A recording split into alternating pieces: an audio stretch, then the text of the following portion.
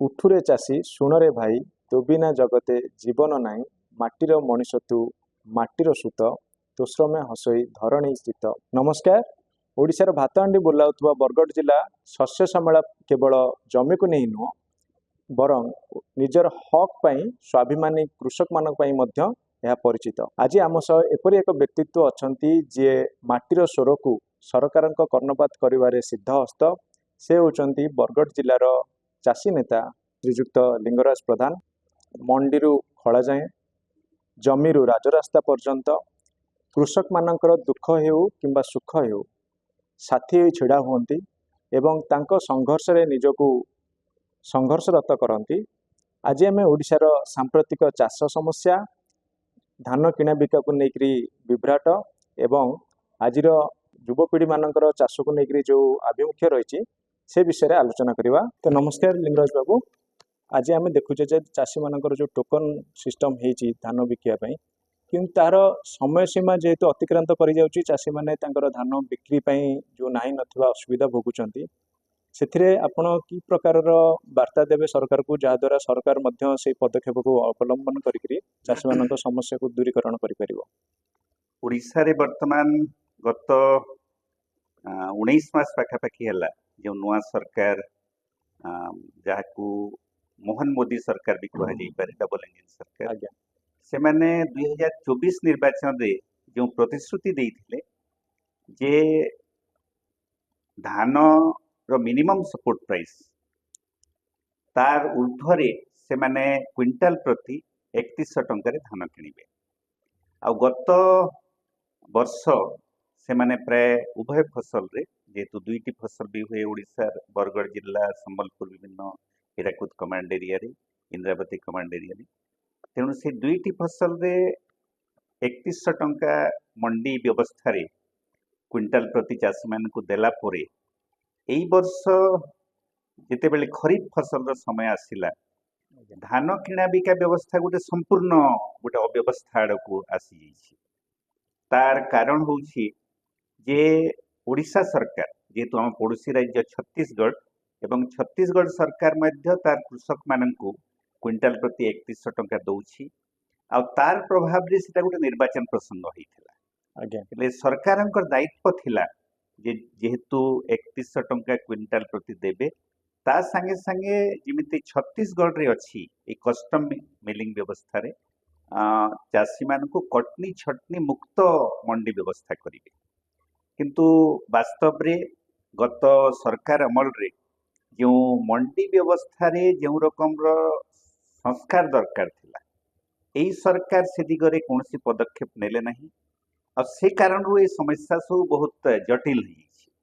এই ଯେଉଁ କଟନୀ ଛଟନୀ କଥା ଆସୁଛି, ଛତିଶଗଡ଼ରେ ଯେଉଁ ମଣ୍ଡି ବ୍ୟବସ୍ଥା ପ୍ରକୃତରେ କେନ୍ଦ୍ର ସରକାରଙ୍କର ଯେଉଁ ଧାନ କିଣା ବିକାର ବ୍ୟବସ୍ଥା, ତାକୁ କଷ୍ଟମ ମିଲିଂ ସିଷ୍ଟମ କୁହାଯାଏ।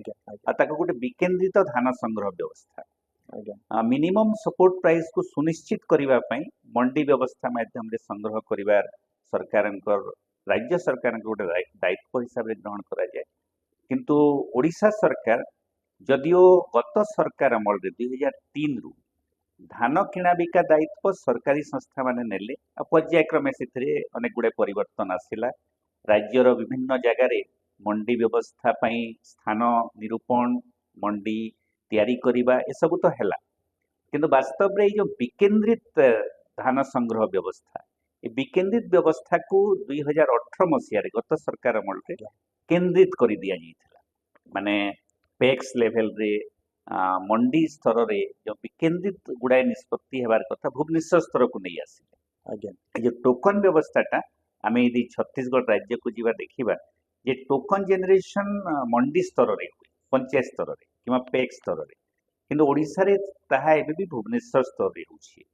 ଠିକ ସେମିତି ଏ କଷ୍ଟମ ମିଲିଂ ସିଷ୍ଟମରେ ସରକାର ଧାନ ସଂଗ୍ରହ କରିବେ, ଆଉ ସେଇ ଧାନକୁ ପର୍ଯ୍ୟାୟକ୍ରମେ ରାଇସ୍ ମିଲର ମାନଙ୍କୁ ଦେବେ ମିଲିଂ କରିବା ପାଇଁ। ଏଇଟାକୁ କୁହାଯାଏ କଷ୍ଟମ ମିଲିଂ ସିଷ୍ଟମ।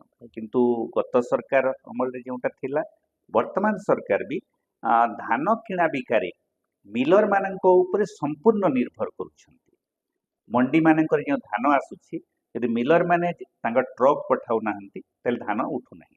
ଏ ଯେଉଁ हजार हजार शह शह बस्ता धान गदा ହେଇକି ପଡିଛି ବିଭିନ୍ନ ମଣ୍ଡି ମାନଙ୍କରେ ଏଇ ଯୋଉ ସ୍ଲୋ ରେ ଧାନ ଉଠୁଛି ଆଉ ଆରମ୍ଭରେ ଯୋଉ ଟୋକନ ମିଳିଲା ନାହିଁ ଚାଷୀ ମାନଙ୍କୁ ଏଇଟା ପ୍ରକୃତରେ ମଣ୍ଡି ବ୍ୟବସ୍ଥା ପ୍ରତି ଚାଷୀ ମାନଙ୍କର ଅନାସ୍ଥା ସୃଷ୍ଟି କରିବା ଦିଗକୁ ହିଁ ଏଟା ନଉଛି ଆଉ ଓଡ଼ିଶା ସରକାର ଆମମାନଙ୍କ ଏ ବିଷୟରେ ଗୋଟେ ସ୍ପଷ୍ଟ ଅଭିଯୋଗ ରହିଛି ଯେ ଓଡ଼ିଶା ସରକାରଙ୍କୁ ଏଇ ଯୋଉ 3100 ଟଙ୍କାରେ ଧାନ କିଣିବାକୁ ପଡୁଛି ଏଥିପାଇଁ ଯୋଉ ବଜେଟର ବୋଝ ସେଇ ବୋଝକୁ କମ୍ କରିବା ପାଇଁ ଓଡ଼ିଶା ସରକାର ଏଇଟା ଗୋଟେ ଚକ୍ରାନ୍ତ କରୁଛନ୍ତି କିନ୍ତୁ ସବୁଠୁ ବିଡ଼ମ୍ବନାର କଥା ଯେ ୟା ଦ୍ୱାରା ମଣ୍ଡି ବ୍ୟବସ୍ଥା ପ୍ରତି ଚାଷୀମାନଙ୍କର ଅନାସ୍ଥା ଆଉ ବଢ଼ିଯିବ ଆଉ ତା ସାଙ୍ଗେ ସାଙ୍ଗେ 3100 ଟଙ୍କା ପାଇବା ତ ଦୂରର କଥା ଯେଉଁମାନେ ମଣ୍ଡି ବ୍ୟବସ୍ଥାରେ ବିକି ପାରିବେ ନାହିଁ ସେମାନେ MSP ରୁ ବି ବଞ୍ଚିତ ହେବେ ଆଉ ହଉଛନ୍ତି ଏ ଯେଉଁ ଟୋକନ ବିଳମ୍ବ ହେବା ଧାନ ଉଠିବାରେ ବିଳମ୍ବ ହେବା ଏଇ ସବୁ କାରଣରୁ ଚାଷୀମାନେ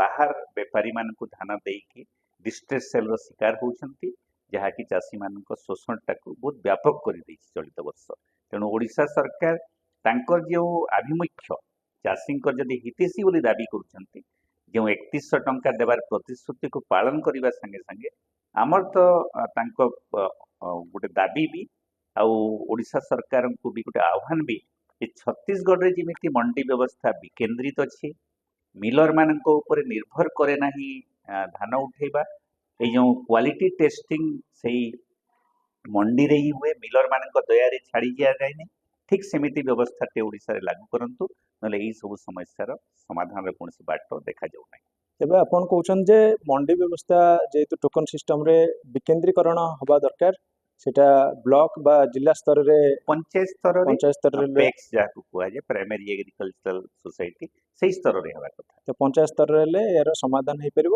ସେଥିରେ ମିଲର ମାନଙ୍କର ମନମୁଖୀ ନ ହୋଇକି ସରକାର ସେଥିରେ ଦୃଢ଼ କାର୍ଯ୍ୟାନୁଷ୍ଠାନ ନେଉ ଏବଂ ଚାଷୀମାନେ ସମୟାନୁବଦ୍ଧ ଭାବରେ କିପରି ନିଜ ଧାନକୁ ବିକ୍ରି କରିପାରନ୍ତୁ ଆଉ ସଠିକ୍ ମୂଲ୍ୟରେ କେମିତି ବିକ୍ରି କରିପାରନ୍ତୁ ସେଇ ବିଷୟରେ ଆପଣ କହୁଛନ୍ତି ଆଉ ସେଥିରେ ଆପଣ ଛତିଶଗଡ଼ର ମଡେଲ ହିସାବରେ ସରକାର ଅନୁଧ୍ୟାନ କରନ୍ତୁ ବୋଲି ଆପଣ କହୁଛନ୍ତି ତେବେ ଯେଉଁ କଟନୀ ଛଟନୀ କଥା ଆପଣ କହିଲେ ସେଥିରେ ଧାନର ଗୁଣବତ୍ତାକୁ ନେଇକରି 5 ରୁ 10 କେଜି କ୍ୱିଣ୍ଟାଲ ପିଛା କାଟି ଦିଆଯାଉଛି ତା ଦେହରୁ ବି କୋଉଠି ଅଧିକ ବି ହେଉଛି ତ ତାକୁ ନେଇକରି ଚାଷୀ ବି ଅସନ୍ତୋଷ ଅଛନ୍ତି ତ ସେଥିରେ ସରକାର କେଉଁ କେଉଁ ପଦକ୍ଷେପ ନେବେ ବୋଲି ଆପଣ ଚାଷୀ ମାନଙ୍କ ଭିତରେ ତ ଭୟଙ୍କର ଅସନ୍ତୋଷ ଏଇ ଯୋଉ କଟନୀ ଛଟନୀକୁ ନେଇକି ବିଭିନ୍ନ ଜିଲ୍ଲାର ରିପୋର୍ଟ କହୁଛି ତଳ ସ୍ତରର ରିପୋର୍ଟ ଯେ 5 କେଜି ରୁ 10 କେଜି ପର୍ଯ୍ୟନ୍ତ କ୍ୱିଣ୍ଟାଲ ପ୍ରତି କଟନୀ ଛଟନୀ ହେଉଛି କଟନୀ ଛଟନୀର ଅର୍ଥ ହେଉଛି ଯେ ଗୋଟେ କ୍ୱିଣ୍ଟାଲ ଧାନ କିଣିଲେ ମିଲର ମାନେ 5 ରୁ 10 କେଜି ଧାନ ପାଇଁ ପଇସା ଦେବେ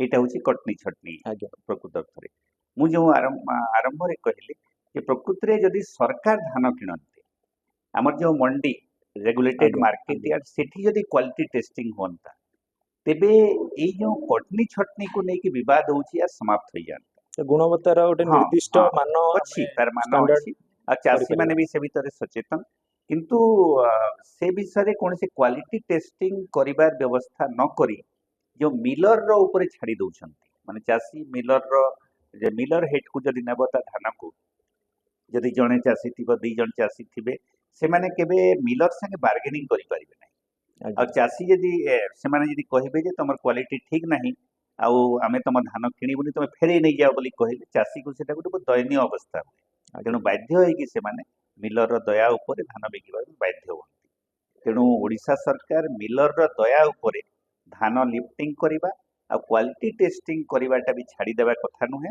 ଆଉ ଆମେ ଛତିଶଗଡ଼ର ସବୁ ମଣ୍ଡିରେ ଦେଖିଛୁ ଯେତେବେଳେ ସରକାର ଆଉ ସରକାରୀ ସଂସ୍ଥାମାନେ ଏଇ ଦାୟିତ୍ୱଟା ନିଅନ୍ତି ସେତେବେଳେ ମିଲର ମାନଙ୍କ ଯେଉଁ ମନମୁଖୀ କାମ ସେଟା ବନ୍ଦ ହେଇଯାଏ କିନ୍ତୁ ଓଡ଼ିଶା ସରକାର ଏବେ ବି ସେଇ ବ୍ୟବସ୍ଥାରେ କୌଣସି ରକମର ସୁଧାର କିମ୍ବା ପରିବର୍ତ୍ତନ କରିବାର ଇଚ୍ଛା ଶକ୍ତି ଦେଖେଇ ନାହାନ୍ତି ତେବେ ଆପଣ ଯେଉଁ MSP କହିଲେ 3100 ଟଙ୍କା ଚାଷୀମାନଙ୍କୁ ମିଳିବା ଦରକାର କିନ୍ତୁ ଆଜିକା ଯେଉଁ ଆମେ ଦେଖୁଛେ ପ୍ରଯୁକ୍ତି ବିଦ୍ୟାର ଏତେ ଉନ୍ନତି ହେଲାଣି ଚାଷୀ ଯଦି ଚାହିଁବ କୌଣସି ଗୋଟେ ମେସିନ୍ କିଣିବା ପାଇଁ କିମ୍ବା କୌଣସି ଗୋଟେ ଯନ୍ତ୍ରପାତି କିଣିବା ପାଇଁ ତ ସେସବୁ ଯନ୍ତ୍ରପାତିର ଦାମ ଯେହେତୁ ଅହେତୁକ ଭାବରେ ରହିଛି ତ ଏତେ କମ୍ ଟଙ୍କାରେ ସେ ଯଦି ଚାଷ କରିବ ତାର ବିକାଶ ବା ତାର ନିଜ ଖର୍ଚ୍ଚ ମେଣ୍ଟେଇ ବାକି ପ୍ରଯୁକ୍ତି ବିଦ୍ୟାକୁ ଆପଣେଇକରି ତାର ଚାଷକୁ ଦିନକୁ ଦିନ ବିକାଶ କରିବା ପାଇଁ କେତେ ଯୁକ୍ତିଯୁକ୍ତ ନାଇଁ ପ୍ରଥମ କଥା ହେଉଛି ଯେ 3100 ଟଙ୍କାଟା MSP ନୁହେଁ चलित वर्ष क्विंटाल प्रति मिनिमम सपोर्ट प्राइस होची 2369 टंका मोटा धान पे गत 2300 थर 2300 टंका थिला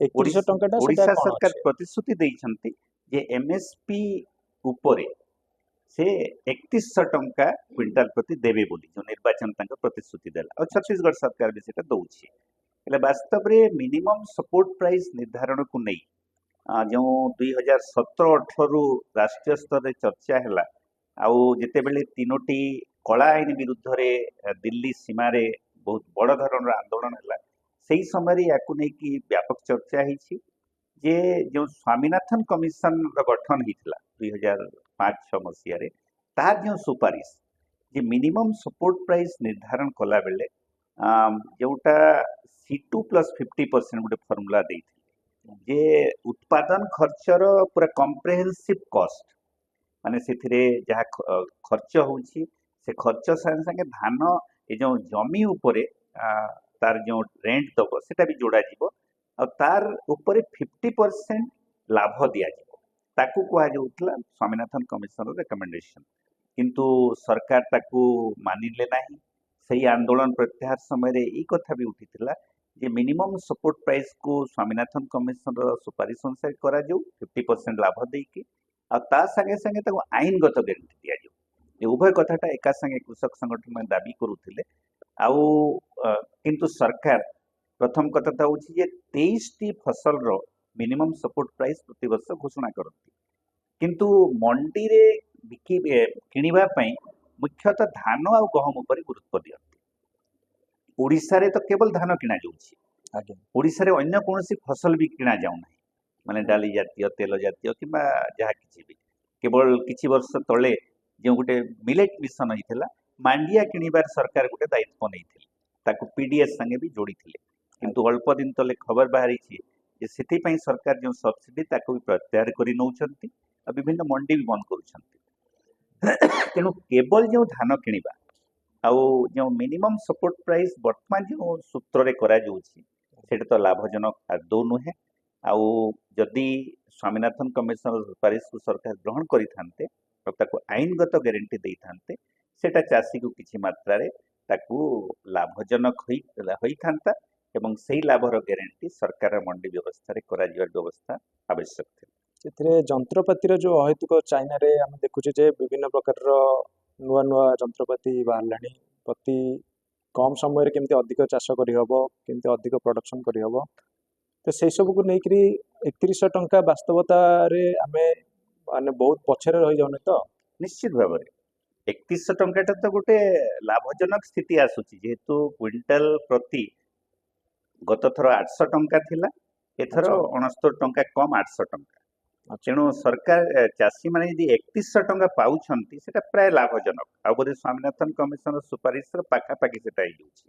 कि मिनिमम सपोर्ट प्राइस टा एबे भी 2369 टंका रही आ सेटा चाषी रो आदौ खर्च भी सेथिरे उठी पारु नै यदि खर्च करूची खर्च भी फेरी पारु नै ତାହେଲେ 3100 ଟା ଆପଣ କହୁଛନ୍ତି ଯେ ସିଧାସଳଖ ଭାବରେ ଲାଗୁ ହେଇପାରୁନି ଠିକ ସେ କି ବହୁତ ଚାଷୀ ଏଥିରୁ ଦୂରରେ ଅଛନ୍ତି निश्चित भाव में ଯୋଉ ସ୍ମାର୍ଟ ମିଟର ଲାଗୁଛି ତ ତାକୁ ବି ନେଇ ଚାଷୀ ଦ୍ୱନ୍ଦ୍ୱରେ ଅଛି ଆଉ ଭିତରେ ଗୋଟେ ଭୟ ଅଛି ଯେ ଇଲେକ୍ଟ୍ରିକ ବିଲ୍ ଉଠିଯିବ ବହୁତ ଉଠିବ କମର୍ସିଆଲ ରେଟ୍ କାଳେ ହେଇଯିବ ପ୍ରତିଥର ଯୋଉ ନିୟମ ବଦଳୁଛି ଯାହା ବିଜେଡି ଗଭର୍ଣ୍ଣମେଣ୍ଟରେ ଥିଲା ବିଜେପି ଗଭର୍ଣ୍ଣମେଣ୍ଟ ତାର ବିଭିନ୍ନ ପ୍ରକାରର ସ୍କିମ୍ ନୂଆ ନୂଆ ଆଣୁଛନ୍ତି ତ ସ୍ମାର୍ଟ ମିଟରରେ ଚାଷୀର ଭୟକୁ ନେଇକରି ଆପଣ କ'ଣ ଚିନ୍ତା କରୁଛନ୍ତି स्मार्ट मीटर को नहीं प्रसंग केवल चाषी मान प्रसंग नुहे एटा हूँ बिजुली उपभोक्ता मान भी प्रसंग अच्छा आउ स्मार्ट मीटर को जो बाध्यतामूलक करिवार बर्तमान गोटे प्रक्रिया आरंभ होइछि या फल जेहेतु चाषी आंदोलन बिजुली बिल बिजुली छाड़ यही सब दाबी उठी आसी निर्वाचन भी सेटा गोटे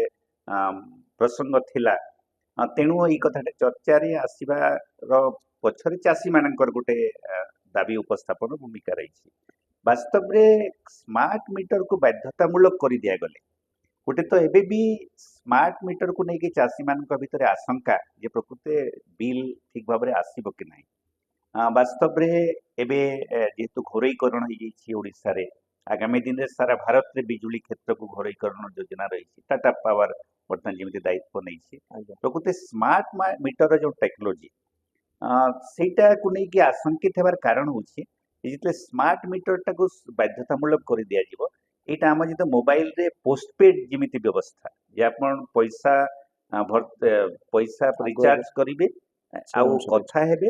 ଯଦି ଆପଣ ପଇସା ସରିଗଲା ମାନେ ସାଙ୍ଗେ ସାଙ୍ଗେ ଆପଣଙ୍କର ମୋବାଇଲ ବି ବନ୍ଦ ହେଇଯିବ।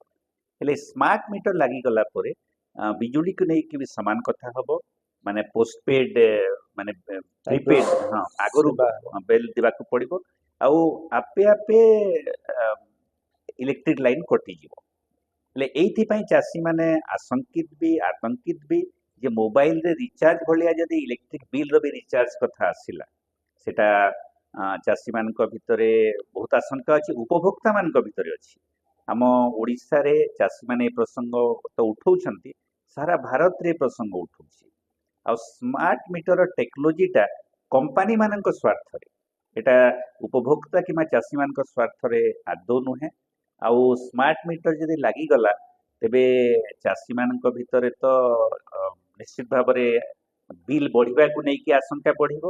ତା ସାଙ୍ଗେ ସାଙ୍ଗେ ଯେହେତୁ ବିଲ୍ ଗୋଟେ ଅହେତୁକ ବଢୁଛି ଓଡ଼ିଶା ଯଦିଓ ଗୋଟେ ସରପ୍ଲସ୍ ଷ୍ଟେଟ୍ ବିଜୁଳି ଉତ୍ପାଦନରେ, କିନ୍ତୁ ଅନ୍ୟ ରାଜ୍ୟମାନଙ୍କ ଭଳିଆ ଓଡ଼ିଶା ତାର ଉପଭୋକ୍ତା ମାନଙ୍କୁ ବିଭିନ୍ନ ରିହାତି ଦେବା, କମ୍ କରିବା, ଏଇ ଦିଗରେ ଯେହେତୁ କୌଣସି ଉଦ୍ୟମ ହଉନାହିଁ, ଚାଷୀମାନଙ୍କ ଭିତରେ ଆଶଙ୍କା ବି ବଢୁଛି, ଉପଭୋକ୍ତା ମାନଙ୍କ ଭିତରେ ଆଶଙ୍କା ବଢୁଛି। ଆଉ ସ୍ମାର୍ଟ ମିଟର ଟେକ୍ନୋଲୋଜିଟାକୁ ସେଇଥିପାଇଁ ପ୍ରବଳ ବିରୋଧ ହଉଛି ସବୁ ସ୍ତରରେ, ଚାଷୀମାନଙ୍କ ଭିତରେ ବି, ଖାଉଟିମାନଙ୍କ ଭିତରେ ବି। ଆମେ ଏତେ ସମସ୍ୟା ମଧ୍ୟରେ ଡିସ୍କସନ୍ କରିସାରିଲେଣି, କିନ୍ତୁ ତାପରେ ବି ଆପଣ ଦେଖିବେ ଚାଷ ଆରମ୍ଭ ବା ଚାଷ ପ୍ରକ୍ରିୟା ମଧ୍ୟରେ ସାରର ବି କଳାବଜାରୀ ହୁଏ, ଠିକ୍ ସମୟରେ ସାର ମିଳେନି, ଦାମରେ କିଣି ହୁଏନି। ତ ସେ ଯେଉଁ ସାର ବ୍ୟବସାୟୀ ମାନେ ଅଛନ୍ତି, ତ ସେମାନେ ଦାୟୀ ନା ସରକାର ଦାୟୀ ବୋଲି ଆପଣ ଭାବୁଛନ୍ତି? ସାରର ଯେଉଁ ବିଭିନ୍ନ ସମୟରେ କଳାବଜାରୀ ହଉଛି, ୟାର ଯଦି ଆମେ ଭିତରକୁ ଯିବା, ଏଥିରେ ସରକାରୀ ନୀତିର ଗୋଟେ ବହୁତ ବଡ଼ ଭୂମିକା ରହିଛି। ସଠିକ ସମୟରେ ଯେତେ ମାତ୍ରାରେ ସାର ଚାଷୀମାନଙ୍କୁ ଦରକାର, ଯଦି ସେଟା ଯୋଗାଇ ଦିଆଯିବ ନାହିଁ, ତେବେ ତାର ଯଦି ବଜାରରେ ଅଭାବ ରହିବ, ତେବେ ସେଥିରେ କଳାବଜାରୀ ଆପେ ଆପେ ବଢିବ। ହେଲେ ସରକାରଙ୍କର ଏବେ ଯେଉଁ 2-3 ବର୍ଷ ହେଲା ଗୋଟେ ନୀତି ଦିଗରେ ପରିବର୍ତ୍ତନ ହଉଛି, ସେଟା ହଉଛି ଯେ ଯେହେତୁ ଆମ ଯେତିକି ରାସାୟନିକ ସାର ଭାରତରେ ଉତ୍ପାଦନ ହଉଛି, ବାସ୍ତବରେ ଅଳ୍ପ ଦିନ ତଳେ ଆମ କୃଷି ମନ୍ତ୍ରୀ ବି ଗୋଟେ ବୟାନ ଦେଇଥିଲେ, କେନ୍ଦ୍ର କୃଷି ମନ୍ତ୍ରୀ, ଯେ ଆମେ ଯଦିଓ ଆମ କାରଖାନାରେ ଭାରତରେ ଉତ୍ପାଦନ ହଉଛି ବୋଲି କହୁଛୁ, କିନ୍ତୁ ବାସ୍ତବରେ ରାସାୟନିକ ସାର ଉତ୍ପାଦନ ପାଇଁ ଯେଉଁ କଞ୍ଚାମାଲ, ଏଇ କଞ୍ଚାମାଲ ପୁରା ଆମେ ମାନେ ଇମ୍ପୋର୍ଟ ଉପରେ ନିର୍ଭର କରୁଛୁ, ଆମଦାନୀ ଉପରେ। ମାନେ ସବୁଠୁ ତ ଗୋଟେ ବିସ୍ମୟକର କଥା ଲାଗିବ ଅନେକଙ୍କୁ, ଯେ ତାର ଯେଉଁ ଇନପୁଟ, ସେ ଭିତରେ 70% ଚୀନରୁ ଆସୁଛି। ଆଚ୍ଛା, ହେଲେ ଗତ 6 ମାସ ତଳେ ଯେତେବେଳେ ଚୀନ ସରକାର ମାନେ ତାର ରାସାୟନିକ ସାରର ର ମେଟେରିଆଲକୁ ଏକ୍ସପୋର୍ଟ କରିବା ବନ୍ଦ କରିଦେଲା, ଭାରତର କୃଷି ମନ୍ତ୍ରୀ ବି ୟାକୁ ନେଇକି ଆଶଙ୍କା ପ୍ରକାଶ କଲେ ଯେ କ'ଣ ହବ ମାନେ ପରବର୍ତ୍ତୀ ଫସଲକୁ ନେଇକି। ବାସ୍ତବରେ ରାସାୟନିକ ସାର ଉତ୍ପାଦନ ଚାଷୀମାନଙ୍କର ଆବଶ୍ୟକତା, ୟାକୁ ନେଇ ଯେଉଁ ଗୋଟେ ଦୀର୍ଘକାଳୀନ ରଣନୀତି ସରକାର କରିବା ଦରକାର। ଆଉ ଏଇ ଯେଉଁ ଆମ ତାର କଞ୍ଚାମାଲ ପାଇଁ ଯେଉଁ ବିଦେଶ ନିର୍ଭରତା ଅଛି, ତାକୁ କେମିତି କମ୍ କରାଯିବ, ସେ ଦିଗରେ ସରକାର ପଦକ୍ଷେପ ଯେମିତି ନେବା କଥା ନେଉନଥିବାରୁ ଆମେମାନେ ଏଇ ପ୍ରକାର ସାରର ଅଭାବର ସଙ୍କଟରେ ପଡୁଛୁ। ଆଉ ଯେତେବେଳେ ଚାଷୀକୁ ସାର ଦରକାର, ଠିକ ସେ ସମୟରେ ଯଦି ଯୋଗାଣ କମିଗଲା, ବଜାରରେ ଯୋଗାଣ କମିଗଲା, ତାହେଲେ ସେଟା ବହୁତ ବଢି ଯାଉଛି। ଆଉ ବର୍ତ୍ତମାନ ବି ଆମେ ମାନେ ସାରକୁ ନେଇକି ଦେଖୁଛୁ ଯେ ଭାରତର ବିଭିନ୍ନ ରାଜ୍ୟ ମାନଙ୍କରେ ଯେତିକି ତାର ପ୍ରିଣ୍ଟ ରେଟ୍ ରହୁଛି, କୋଉଠି 2 ଗୁଣ 3 ଗୁଣ ୟୁରିଆ, ଫସଫେଟ୍, ଏଇ ସବୁ ସାରର ରହିଛି। ଆଉ ଯେତିକି ଯୋଗାଣ କମ ହବ, ବ୍ଲାକ ମାର୍କେଟିଂ ହବ, ଆଉ ଚାଷୀମାନେ ଏଥିରେ ବହୁତ ହଇରାଣ ହରକତ ହେବେ। ଆଉ ଏଇଟା ଆମ ଦେଶର ଖାଦ୍ୟ ଉତ୍ପାଦନକୁ ବି ପ୍ରଭାବିତ କରିବ। ଯଦି ଠିକ ସମୟରେ ରାସାୟନିକ ସାର ସବୁ ଚାଷୀମାନଙ୍କୁ ନ ମିଳେ, ସରକାରଙ୍କ ନୀତି କାରଣରୁ ଯଦି ଗୋଟେ ଅବ୍ୟବସ୍ଥା ହେଇଯିବ ଯୋଗାଣରେ, ଏଇ ସଙ୍କଟଟା ଆଗାମୀ ଦିନରେ ଆଉ ବଢିବାର ବି ସମ୍ଭାବନା ତ ରହିଛି। ଏହା ଯେହେତୁ ଗୋଟେ ସମୟ ଭିତ୍ତିକ ଭାବରେ ଚାଷୀକୁ ଦରକାର ପଡୁଛି, ଆଉ ସେ ସମୟରେ ମିଳୁନି, ଆମେ ସେଥିରେ ଅବଲମ୍ବନ କରିନି ଏପର୍ଯ୍ୟନ୍ତ। ଭାରତ ତାର ନିଜର ରାସାୟନିକ ଜିନିଷ ଗୁଡ଼ିକ ପ୍ରସ୍ତୁତ ଉତ୍ପାଦନ କରିପାରିବାନି। ତ ଆମେ ଏଇଟାକୁ ଆତ୍ମନିର୍ଭରଶୀଳ ହବାଟା ହିଁ ଆର ଗୋଟେ ମାଧ୍ୟମ ହେଇପାରେ, ଏବଂ ତାକୁ ଯଦି ପ୍ରଚୁର ଭାବରେ ବଜାରରେ ଉପଲବ୍ଧ କରିପାରିବ, ତେବେ ଏଇଟା ସମାଧାନ ହେଇପାରିବ ବୋଲି ଆପଣଙ୍କର ମତ ରହିଛି।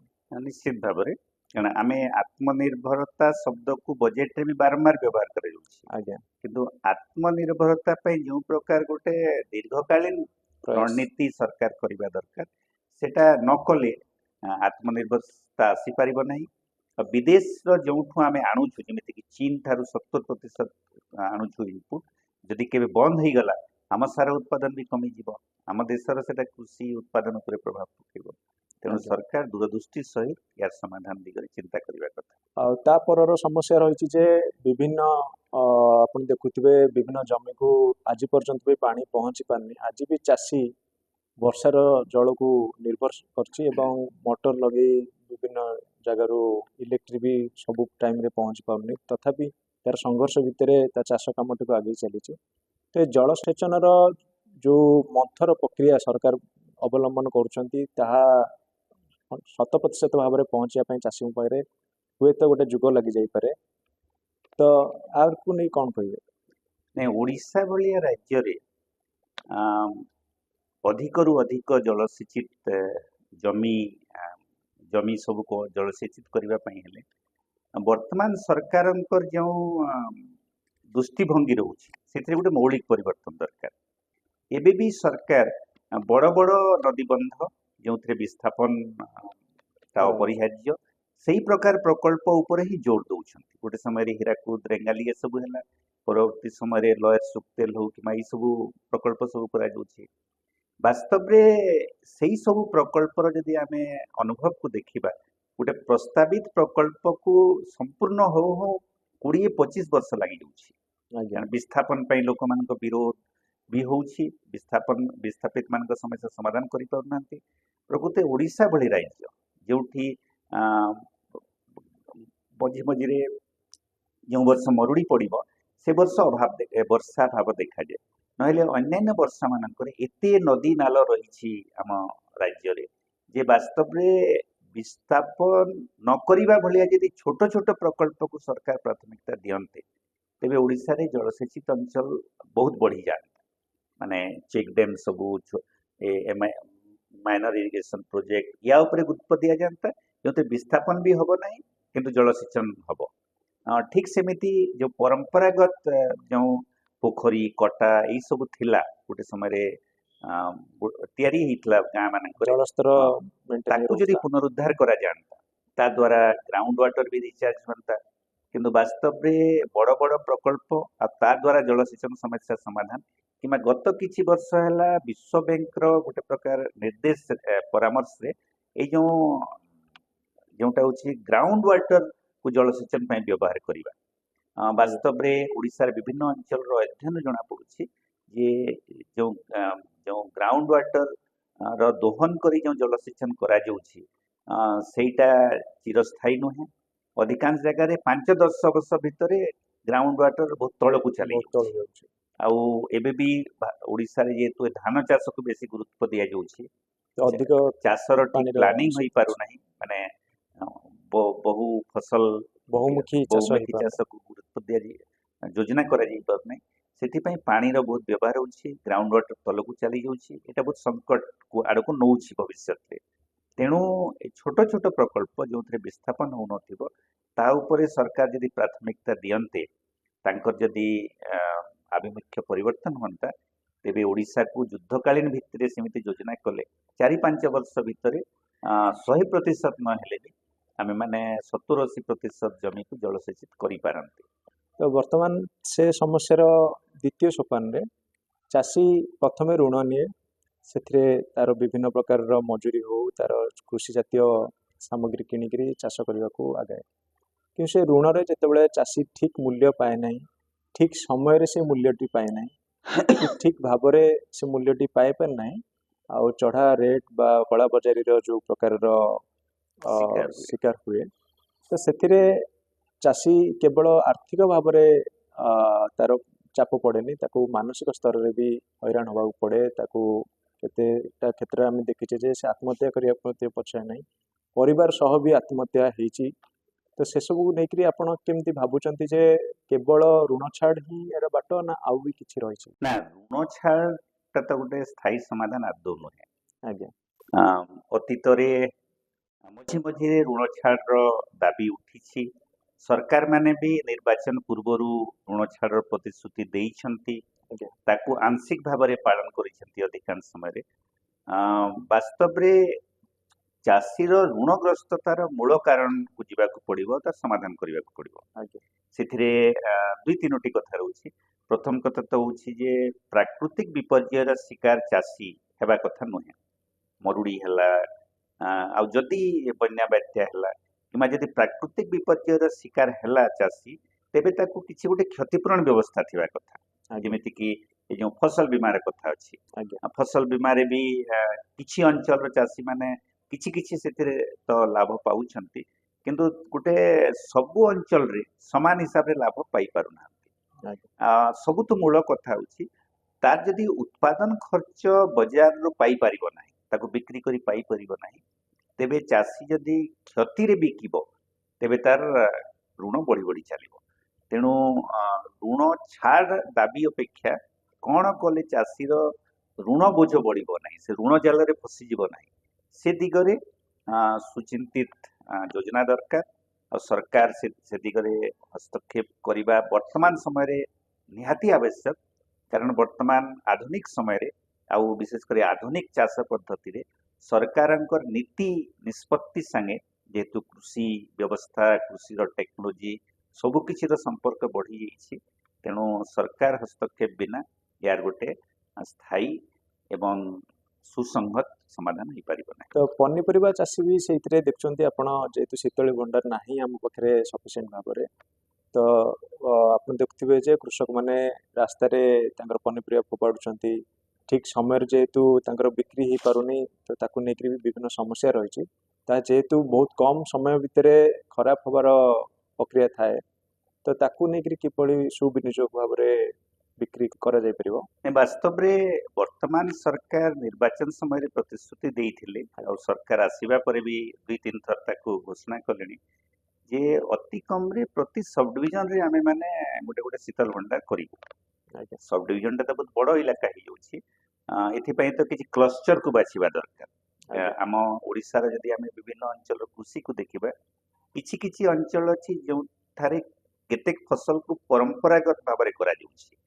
ଯେମିତିକି ଆମ ବରଗଡ଼ ଆଖେପାଖେ ବିଭିନ୍ନ ଗାଁରେ ପନିପରିବା ହଉଛି, ଟିଟଲାଗଡ଼ ଆଖେପାଖେ ପିଆଜ ଚାଷର ଗୋଟେ ପରମ୍ପରା ରହିଛି, ଯେମିତିକି ଢେଙ୍କାନାଳରେ ଆମ୍ବ ଚାଷ, ନବରଙ୍ଗପୁରରେ ବି ଆମ୍ବ ଚାଷ, କିଛି ଇଲାକାରେ ଅଦା ହଉଛି, ରସୁଣ ହଉଛି। ତେଣୁ ଗୋଟେ କ୍ଲଷ୍ଟର ହିସାବରେ ଚିହ୍ନଟ କରି ସେଇ ଅଞ୍ଚଳ ମାନଙ୍କରେ ଯେତିକି ବେଶୀ ଦରକାର ଶୀତଳ ଭଣ୍ଡାର, ସରକାର ଯଦି ପଦକ୍ଷେପ ନ ନେବେ, ତେବେ କୃଷକ ମାନଙ୍କର ଏଇ ଯୋଉ ମାନେ ଠିକ ଦର ନ ପାଇବା, ଅତି ଶସ୍ତାରେ ବିକି ଦେବା, ଫୋପାଡ଼ି ଦେବା, ୟାର ସମାଧାନ ନାହିଁ।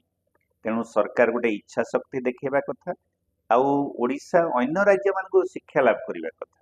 ଯେମିତିକି ଓଡ଼ିଶାରେ ଆଲୁ ମିଶନ ଫେଲ୍ ହେଲା, ଆମେ ଆଜ୍ଞା ଏତେ ପଶ୍ଚିମବଙ୍ଗକୁ ଯିବା ଦେଖିବା ଯେ ପଶ୍ଚିମବଙ୍ଗରେ ପାଖାପାଖି ଟିକେ ଛୋଟ ଆଉ ମଧ୍ୟମ ଧରଣର 1500ଟା ଶୀତଳ ଭଣ୍ଡାର ଅଛି, ମୁଁ ଯୋଉ ସରକାରୀ ତଥ୍ୟ ଆଜ୍ଞା ଦେଖୁଥିଲି।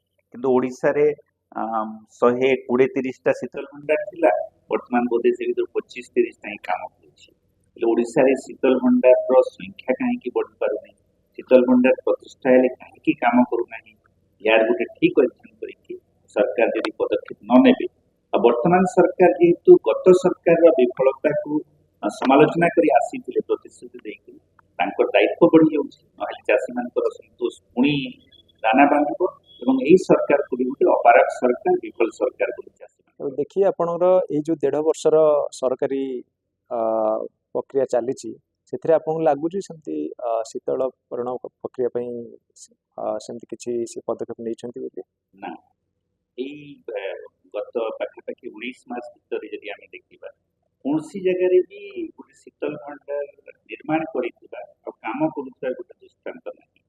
ମତେ ତ ଲାଗୁଛି ଯେ ଏଇଟା 5 ବର୍ଷ ପରେ ବି ସମାନ ସ୍ଥିତି ଥିବ, ଯଦି ଗୋଟେ ଇଚ୍ଛା ଶକ୍ତି ନ ଦେଖେଇବେ। ଆଜ୍ଞା ଆମେ ଯଦି ଯୋଉଟା ଗୋଟେ ମୂଳ ପ୍ରତିଶ୍ରୁତି, ଆଜ୍ଞା ଯେମିତିକି 3100 ଟଙ୍କା ଦେବାଟା ଗୋଟେ ପ୍ରତିଶ୍ରୁତି ଥିଲା, କଟନୀ ଛଟନୀ ମୁକ୍ତ କରିବାଟା ପ୍ରତିଶ୍ରୁତି ଥିଲା, କୃଷି କ୍ଷେତ୍ର ପାଇଁ ଠିକ ସେମିତି ପ୍ରତିଶ୍ରୁତି ଥିଲା ଯେ ଆମେ ଏତିକି ଶୀତଳ ଭଣ୍ଡାର କରିବୁ। ଆଜ୍ଞା ଆଉ ଶୀତଳ ଭଣ୍ଡାର ନିର୍ମାଣ କିମ୍ବା ପ୍ରତିଷ୍ଠା କରିବା ପାଇଁ କୋଉଠି ସରକାରଙ୍କ ବଜେଟରେ ବି କୌଣସି ଆମେ ପାଉନୁ ସୂଚନା, କିମ୍ବା କୌଣସି ତଳ ସ୍ତରରେ, କୌଣସି ବ୍ଲକରେ, କୌଣସି ସବ୍ ଡିଭିଜନରେ ବି ଆମେ ମାନେ ତାର କିଛି ସଂକେତ ଦେଖୁନାହୁଁ।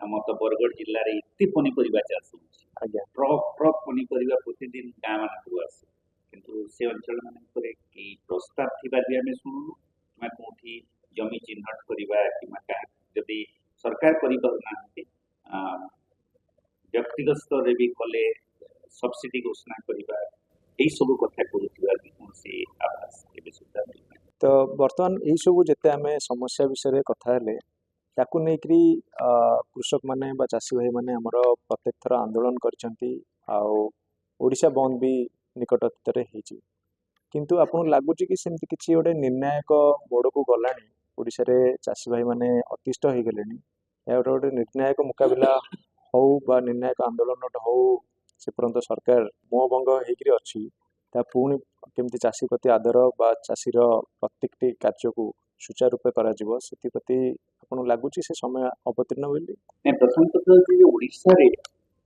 ଗୋଟେ ରାଜ୍ୟସ୍ତରୀୟ କୃଷକ ସଂଗଠନ କିମ୍ବା ରାଜ୍ୟସ୍ତରୀୟ ଆନ୍ଦୋଳନର ଗୋଟେ ଭିତ୍ତି ତିଆରି ହେଇପାରେ। ଏବେ ବି ଯେତେବେଳେ କୃଷକମାନଙ୍କର କୌଣସି ସମସ୍ୟାକୁ ନେଇକି ଆନ୍ଦୋଳନ, ଧାନର ବିକ୍ରି କଥା ହଉ, ଫସଲ ବୀମା ପାଇବା କଥା ହଉ, ଜଳସେଚନର ଦାବି ହଉ, ଏଇ ସବୁ ଆନ୍ଦୋଳନ ପ୍ରାୟତଃ କିଛି କିଛି ସୀମିତ ଅଞ୍ଚଳରେ ହେଉଛି। ତା ବିଭିନ୍ନ କାରଣ ରହିଛି। କୃଷି ବି ବହୁତ ବିଭିନ୍ନ ଜିଲ୍ଲାର ସ୍ଥିତି ଭିନ୍ନ ଭିନ୍ନ ରହିଛି। ଆଉ ଏଇ ଯୋଉ ସଂଗଠନ ଆନ୍ଦୋଳନର ବି ଯୋଉ ପରମ୍ପରା ବିଭିନ୍ନ ଅଞ୍ଚଳରେ ନାହିଁ, କିନ୍ତୁ କିଛି ଅଞ୍ଚଳର ଆନ୍ଦୋଳନ ଯେମିତିକି ଧାନ କିଣା ବିକାକୁ ନେଇକି 2001-2 ସମୟରେ ବରଗଡ଼ ସମ୍ବଲପୁରରେ ଯେଉଁ ଚାଷୀମାନଙ୍କର ଆନ୍ଦୋଳନ ହେଲା, ସେଠି ରାଜ୍ୟ ସ୍ତରରେ ସରକାର କିଛି ନୀତିଗତ ପରିବର୍ତ୍ତନ କରିବେ, ହେଲେ ଗୋଟେ ସ୍ଥାନୀୟ ଆନ୍ଦୋଳନ ଗୋଟେ ରାଜ୍ୟସ୍ତରୀୟ ବ୍ୟବସ୍ଥା ବି ସୃଷ୍ଟି କରିପାରେ। କିନ୍ତୁ ଓଡ଼ିଶାର ରାଜନୀତି ଉପରେ ଆଉ ଯେଉଁମାନେ କ୍ଷମତାର ସୁଯୋଗ ପାଉଛନ୍ତି ଯେଉଁ ଦଳମାନେ, ତାଙ୍କ ଭିତରେ ଇଚ୍ଛା ଶକ୍ତିର ଅଭାବ ଆଉ କୃଷି କ୍ଷେତ୍ରକୁ ଯେମିତି ପ୍ରାଥମିକତା ଦେଇକି କିଛି ଯୁଦ୍ଧକାଳୀନ ଭିତ୍ତିରେ ପଦକ୍ଷେପ ନେବା କଥା, ତାର ଯେହେତୁ ଘୋର ଅଭାବ ଦେଖାଯାଉଛି, ୟା ସମାଧାନର ଗୋଟେ ହଠାତ୍ କିଛି ଲାଗୁନି ଯେ ୟାର କିଛି ସମାଧାନ ସରକାର ତରଫରୁ ହବ। କିନ୍ତୁ ଏକଥା ବି ସତ ଯେ ଯଦି ଆନ୍ଦୋଳନ ହଉନଥାନ୍ତା ତେବେ ଏଇ ସବୁ ପ୍ରସଙ୍ଗ ବି ଚର୍ଚ୍ଚାର ପରିସରକୁ ଆସନ୍ତା ନାହିଁ ଆଉ ସରକାର ବି ଏ ଦିଗରେ କୌଣସି ପଦକ୍ଷେପ ନିଅନ୍ତେ ନାହିଁ। କିନ୍ତୁ ବାସ୍ତବରେ ଯେଉଁମାନେ କ୍ଷମତାକୁ ଯାଉଛନ୍ତି, ଆସେମ୍ବଲିରେ ଏଇ ସବୁ ପ୍ରସଙ୍ଗ ଯେମିତି ଉଠିବା କଥା ଉଠୁନାହିଁ, ଆଉ ରାଜନୈତିକ ଦଳମାନେ ବି କୃଷି କ୍ଷେତ୍ରକୁ ତାଙ୍କ ଗୋଟେ ପ୍ରାୟୋରିଟି ହିସାବରେ ନେଉନାହାନ୍ତି। ଓଡ଼ିଶାରେ ଆମେ ଯେଉଁ ଅନୁଭବ 80 ଦଶକ ପରବର୍ତ୍ତୀ ସମୟରେ ଓଡ଼ିଶାରେ ଦ୍ୱିତୀୟ ଷ୍ଟିଲ୍ ପ୍ଲାଣ୍ଟଟା ଗୋଟେ ମୁଖ୍ୟ ମୁଦ୍ଦା, ପରବର୍ତ୍ତୀ ସମୟରେ ଖଣିଜ ଭିତ୍ତିକ ଶିଳ୍ପ ପ୍ରତିଷ୍ଠା, ଏଇଟା ଓଡ଼ିଶାର ପ୍ରତ୍ୟେକ ସରକାର, ଗତ ସରକାର ବି ତା ପୂର୍ବ ସରକାର ବି, ଏମାନଙ୍କ ଯେହେତୁ ପ୍ରାଥମିକତା ରହୁଛି, ଯଦିଓ ଓଡ଼ିଶା ଗୋଟେ କୃଷି ପ୍ରଧାନ ରାଜ୍ୟ ଆଉ ଆଦିବାସୀ ଅଞ୍ଚଳରେ ବି ଜଙ୍ଗଲଜାତ ଦ୍ରବ୍ୟ ଉପରେ ନିର୍ଭର କରୁଥିବା ଆଦିବାସୀ ବନବାସୀ ମାନେ ଅଛନ୍ତି, ତାଙ୍କ ଆବଶ୍ୟକତାକୁ ଦୃଷ୍ଟିରେ ରଖି ଯେମିତି ଗୋଟେ ନୀତି ପରିବର୍ତ୍ତନ ହେବା କଥା, ସରକାରର ଇଚ୍ଛା ଶକ୍ତି ସହିତ ଆଭିମୁଖ୍ୟ ପରିବର୍ତ୍ତନ, ତାର ଅଭାବ କାରଣ ଏଇ ସବୁ ସମସ୍ୟା ଏମିତି ଘନୀଭୂତ ହୋଇ ଚାଲିଛି। ତ ଏତେ ସମସ୍ୟା ଭିତରେ ଏତେ ସଂଘର୍ଷ ଭିତରେ ଚାଷୀ ହତୋତ୍ସାହିତ ହେଉଛି, ସେ ସବୁରୁ ବର୍ତ୍ତିବା ପାଇଁ ସିଏ ଦାଦନ ଯାଉଛି କିମ୍ବା ତା ପାଠ ପଢ଼ା ପିଲାକୁ ପଠେଇ ଦେଉଛି ବାହାରକୁ, କୌଣସି ଚାଷକୁ ନେଇକରି ଆଜିର ଯୁବକ ତାର ନିଜର ଭବିଷ୍ୟତ ଗଢ଼ିବାକୁ ଚାହୁଁନାହିଁ। ଆପଣ ସେମିତି କିଛି ଯୁବକମାନଙ୍କୁ କିଛି ପ୍ରେରଣାର କଥା କୁହନ୍ତୁ ଯେମିତିକି ପୁଣି ପୂର୍ବ ଅବସ୍ଥାକୁ ଆସିବ, ଚାଷ ବି ଦିନେ ଓଡ଼ିଶାରେ ହସିବ, ଓଡ଼ିଶାରେ ଯୁବକମାନେ ଚାଷକୁ ନେଇକରି କେମିତି ଗର୍ବ କରିବେ, ସେମିତି କିଛି ଆପଣ ବାର୍ତ୍ତା ଦେଇପାରିବେ? ସେମିତି ଦେଖିବାକୁ ଗଲେ ସାରା ଭାରତରେ ଯୁବପିଢ଼ି ଭିତରେ ଚାଷ ପ୍ରତି ଅନାଗ୍ରହ ବଢ଼ି ବଢ଼ି ଚାଲିଛି। ତା ସତ୍ତ୍ୱେ ବି ଆମେ ଯେତେବେଳେ ମହାରାଷ୍ଟ୍ର, କର୍ଣ୍ଣାଟକ, କେରଳ ଏଇସବୁ ରାଜ୍ୟକୁ ଯାଉ ଆଉ ସେଠି ଦେଖୁ ଯେ ଅନେକ ଯୁବକ ମାନେ ଯେଉଁମାନେ IT ସେକ୍ଟରରେ କାମ କରୁଥିଲେ କି ଗୋଟେ ବିଜନେସ୍ ପାଠ ପଢ଼ିଛି, ସେଇମାନେ ବି ଚାଷକୁ ଆପଣାଉଛନ୍ତି ଆଉ ସେମାନେ ବିଭିନ୍ନ ଜାଗାରେ ପ୍ରୟୋଗ କରୁଛନ୍ତି। ଯେମିତି ମୁଁ ଦେଖିଛି ଭାରତରେ ବର୍ତ୍ତମାନ ଯେଉଁ ଗୋଟେ ସାରା ଦୁନିଆରେ ଚିନ୍ତା, ଭାରତରେ ବି ସେଇ ଚିନ୍ତା ବଢ଼ିଛି, ଏ ଯେଉଁ ରାସାୟନିକ କୃଷି, ଯେଉଁ ସବୁଜ ବିପ୍ଳବର ରାସାୟନିକ କୃଷି, ତାର ଯେଉଁ ଦୁଷ୍ପରିଣାମ ସେଟା ମାଟି ଉପରେ ହଉ, ମଣିଷର ସ୍ୱାସ୍ଥ୍ୟ ଉପରେ ହଉ, ଆଉ ପ୍ରଦୂଷଣ କଥା ବି ସେଥିରେ ଆସୁଛି, ତାକୁ ନେଇକି ବହୁତ ଚର୍ଚ୍ଚା ହଉଛି ଯେ ସବୁଜ ବିପ୍ଳବ ଗୋଟେ ସମୟରେ ଉତ୍ପାଦନକୁ ବଢେଇଲା, କିନ୍ତୁ ତାର ଯୋଉ ନକାରାତ୍ମକ ଦିଗ ସବୁ ଅଛି, ଆଜ୍ଞା ଆଉ ସେଥିରୁ ମୁକୁଳିବା ପାଇଁ ପ୍ରାକୃତିକ ଚାଷ ଜୈବିକ ଚାଷକୁ ଆପଣେଇବା, ଏଇଟା ଅନେକ ନୂଆ ପିଢିର ଯୁବକମାନଙ୍କ ଭିତରେ ଗୋଟେ ଆଗ୍ରହ ବଢିଛି। ସେମାନଙ୍କ ଭିତରୁ ଯୋଉମାନେ ଟିକେ ଆର୍ଥିକ ଦୃଷ୍ଟିରୁ ସକ୍ଷମ, ସେମାନେ ନିଜ ନିଜ ସ୍ତରରେ ନିଜ ପରିବାରର ଜମିରେ ବି ପ୍ରୟୋଗ କରୁଛନ୍ତି ଏବଂ ଅନେକ ଜାଗାରେ ଚାଷୀ ମାନଙ୍କ ଏଇ ଦୃଷ୍ଟିକୋଣକୁ ସ- ବଳଶାଳୀ କରିବା ପାଇଁ ସରକାର ତାଙ୍କ ନୀତି ବି ପରିବର୍ତ୍ତନ କରୁଛନ୍ତି। ଯେମିତିକି କେରଳରେ ଅର୍ଗାନିକ ଫାର୍ମିଂର ଯୋଜନା ହେଇଛି, ଆନ୍ଧ୍ରପ୍ରଦେଶରେ ହେଇଛି, ହେଲେ ଓଡ଼ିଶାରେ ବି କେବଳ ଗୋଟେ ଟୋକନିଜମ ହିସାବରେ ପ୍ରାକୃତିକ ଚାଷ କି ଜୈବିକ ଚାଷ କଥା ସରକାର ନ କହି ଯଦି ସେ ଆନ୍ଧ୍ରପ୍ରଦେଶ କିମ୍ବା କେରଳ କିମ୍ବା ସିକିମର ବି ଅନୁଭବ ଅଛି, ଯଦିଓ ସେଟା ଗୋଟେ ଛୋଟ ରାଜ୍ୟ, ଯଦି ସେଇ ପ୍ରକାର କରନ୍ତେ ତେବେ ଯୁବକମାନଙ୍କ ଭିତରେ ସେ ରାଜ୍ୟମାନଙ୍କରେ ଯେମିତି ଗୋଟେ ଚାଷକୁ ପୁଣି ଫେରିବାର ଗୋଟେ ବାଟ ପ୍ରବଣତା ଫିଟିପାରିଛି। ଦେଖା ଦଉଛି, ଓଡ଼ିଶାରେ ବି ସେଟା ହୁଅନ୍ତା। କିନ୍ତୁ ସେଇ ଚ୍ୟାଲେଞ୍ଜଟା କେବଳ ସରକାରୀ ନୀତି ସାଙ୍ଗେ ନାହିଁ, ଓଡ଼ିଶାରେ ବି ଯୁବକମାନେ ଭାରତର ବିଭିନ୍ନ ରାଜ୍ୟରେ ଯେଉଁ କାରଣ ଚାଷ ଯଦି ଆମେ କରିବା ନାହିଁ ଖାଇବା ପାଇଁ ପାଇବା, କାରଣ ଫ୍ୟାକ୍ଟ୍ରି ମାଧ୍ୟମରେ ଆମକୁ ଖାଦ୍ୟ ମିଳିପାରିବ ନାହିଁ, ଯଦିଓ କୃଷିଜାତ ଦ୍ରବ୍ୟ ପ୍ରୋସେସିଂ ବି ନିହାତି ଦରକାର, ଚାଷ କରିବାକୁ ପଡ଼ିବ, ଉତ୍ପାଦନ କରିବାକୁ ପଡ଼ିବ। ମଣିଷ ସମାଜ ଯେତେ ଦିନ ଯାଏ ଅଛି ଚାଷ ନିଶ୍ଚୟ ରହିବ, ବିନା ଚାଷରେ ଆମେ ମାନେ ବଞ୍ଚି ପାରିବା ନାହିଁ, ଆମକୁ ଖାଦ୍ୟ ମିଳିବ। ତେଣୁ ଯୁବକମାନଙ୍କ ଭିତରେ ଗୋଟେ ଲାଭଜନକ ଚାଷ କେମିତି ସଫଳ କରାଯାଇପାରେ, ସେଥିପାଇଁ ତାଙ୍କ ଭିତରେ ବି ସେ ପ୍ରବଣତା ବଢ଼ିବା ଦରକାର। ଆଉ ତା ସାଙ୍ଗେ ସାଙ୍ଗେ ଏଇ ଯେଉଁ ପ୍ରାକୃତିକ ଚାଷ ଜୈବିକ ଚାଷ ଆଉ ଦେଶୀ ଚାଷର ଯେଉଁ ଆଗାମୀ ଦିନରେ ଆବଶ୍ୟକତା ରହିଛି, ଐତିହାସିକ ଆବଶ୍ୟକତା ରହିଛି, ସେଥିପ୍ରତି ଯୁବକମାନେ ଓଡ଼ିଶାରେ ବି ଯଦି ଆକୃଷ୍ଟ ହେବେ, ତାଦ୍ୱାରା ସେମାନଙ୍କ ଭିତରେ ନିଶ୍ଚିତ ଭାବରେ ୟାର ସମାଧାନର ଗୋଟେ ବାଟ ଖୋଜିବା ପାଇଁ ସହାୟତା ହେବ ଏବଂ ଯୁବପିଢ଼ି ବିଭିନ୍ନ ଡିଗ୍ରୀ ହାସଲ କଲା ପରେ ଏବେ ଯେଉଁ ବେରୋଜଗାର ସ୍ଥିତି, এই ବେରୋଜଗାର ସ୍ଥିତିରୁ ବି ଖୋଲିବା ପାଇଁ ଗୋଟେ ମାଧ୍ୟମ। ଶ୍ରେଣୀ ବାହାରନ୍ତା, କାରଣ କେବଳ ଏଇ ଯେଉଁ ଶିଳ୍ପ, କେବଳ ମ୍ୟାନୁଫ୍ୟାକ୍ଚରିଂ ସେକ୍ଟର, କେବଳ ଆଇଟି ସେକ୍ଟର, ଏଇଟା ଗୋଟେ ବହୁତ ସୀମିତ ଲୋକଙ୍କୁ ନିଯୁକ୍ତି ଦେବାରେ ସହାୟକ ହେଇପାରିବ। ଏ କୃଷି କ୍ଷେତ୍ର, ଆନୁଷଙ୍ଗିକ ଯେଉଁ ପ୍ରକ୍ରିୟାକରଣର କ୍ଷେତ୍ର, ଆଉ ସବୁଥିରେ ଅଛି। ଏଇଟା ଖାଲି ଧାନ କଥା ନୁହେଁ, ଧାନ, ପନିପରିବା, ମତ୍ସ୍ୟ, ଗୋପାଳନ, ହେଲେ ଏ ସବୁ କଥାକୁ ନେଇକି ଯୁବକମାନେ ଯଦି ଭାବିବା ଆରମ୍ଭ କରିବେ, ଓଡ଼ିଶାରେ ଭାବିବାର ବି ଦରକାର ଅଛି, ତେବେ ଓଡ଼ିଶାର ଯୁବକମାନେ ଏଇଠି ନିରାଶ ହେଇ ସେମାନେ ଦାଦନ ଖଟିବାକୁ ଯାଉଛନ୍ତି, ରାଜ୍ୟ ବାହାରକୁ ରୋଜଗାର ଅନ୍ୱେଷଣ ଯାଉଛନ୍ତି, ଓଡ଼ିଶାରେ ବି ତାର ଗୋଟେ ସମ୍ଭାବନା ଦେଖାଯାଆନ୍ତା ଏବଂ ଓଡ଼ିଶାରେ ସେ ସମ୍ଭାବନା ସବୁ ଅଛି। ସରକାରର ଇଚ୍ଛା ଶକ୍ତି ସାଙ୍ଗେ ସାଙ୍ଗେ ଆମ ରାଜ୍ୟରେ ବି ଏଇ ପ୍ରକାର ଏଣ୍ଟରପ୍ରେନର ଯୁବକ ଯୁବତୀ ମାନେ ବାହାରିବା ଦରକାର, ଯେଉଁମାନେ କି ଓଡ଼ିଶାର ଏଇ କୃଷି ବଞ୍ଚେଇ ପାରିବେ, ପୁନରୁଦ୍ଧାର କରିପାରିବେ। ଧନ୍ୟବାଦ ଲିଙ୍ଗରାଜ ବାବୁ, ଆପଣ ଚାଷକୁ ନେଇକରି ଚାଷର ସମସ୍ୟାକୁ ନେଇକରି ଆପଣଙ୍କର ବହୁମୂଲ୍ୟ ସମୟ ଦେଇ ଆମକୁ ସ୍ପଷ୍ଟ ଭାବରେ ଉଲ୍ଲେଖ କଲେ ଆଉ ଏବଂ ସରକାରଙ୍କର ଯଦି କର୍ଣ୍ଣପାତ ହୁଏ ଆପଣଙ୍କ କଥା ବା ଆପଣଙ୍କ ଦାବି ଗୁଡ଼ିକ ଏବଂ ସରକାର ଏହାକୁ ନେଇକରି ଗମ୍ଭୀର ଭାବରେ ଯଦି ଚିନ୍ତା କରନ୍ତି ଏବଂ ତାର କୌଣସି ପଦକ୍ଷେପ ନିଅନ୍ତି, ତାହେଲେ ହୁଏତ ଆଜିର ଏହି ସାକ୍ଷାତକାର ହୁଏତ ଫଳ ଆଣିପାରିବ। ଧନ୍ୟବାଦ ଆଜ୍ଞା, ନମସ୍କାର।